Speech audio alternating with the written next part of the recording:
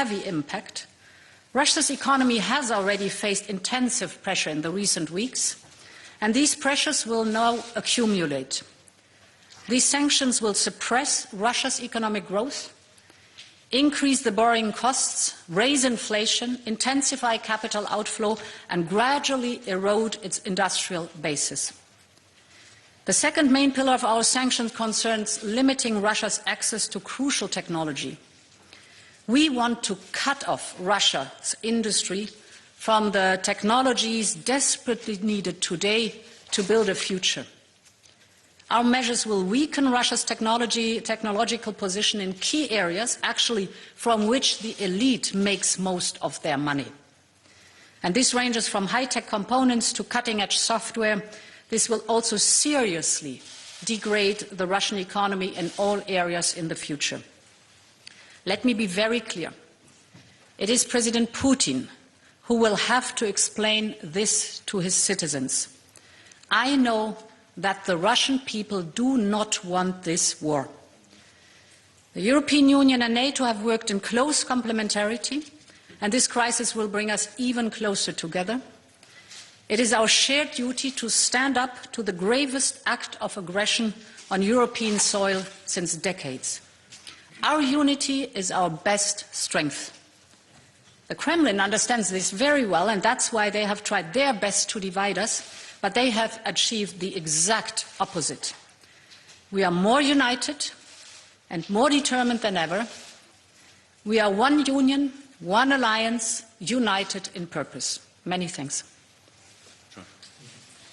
Last night, a cataclysm shook Europe, a brutal aggression triggered by Vladimir Putin and the Kremlin against human beings, a large-scale military attack on the Ukrainian people. And this unprovoked and unjustified attack is unlike anything on European soil since the end of the Second World War. It is an attack on the free and sovereign state of Ukraine and its territorial integrity, a blatant violation of international law, replacing rule of law by rule of brutality, an attack on peace and security in Europe. It's also an attack on the foundations of our European Union, a project of peace, prosperity for all Europeans. The EU and its member states, together with our allies, will hold Russia accountable. The European Council will convene today and will agree in principle on a package of massive and targeted sanctions. We'll also decide on political, financial, and humanitarian aid for Ukraine and its people.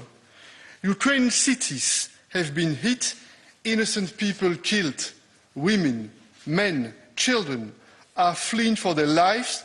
They need our strong support more than ever. We will also discuss the geopolitical, economic and human implications of this aggression against Ukraine, and I do not believe that Russian people want war. You do not want to lose young men to a senseless war with a brother nation, serving as cannon fodder for an unjustified, unlawful and foolish war.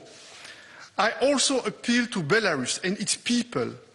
You have the choice not to follow Russia's destructive action. You have the choice not to take part in this needless tragedy against your neighbors in Ukraine.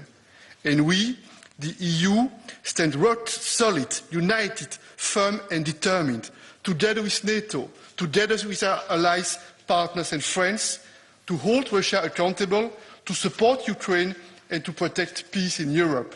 We stand shoulder to shoulder with all countries across the world that want to uphold the rules-based international order for the sake of peace.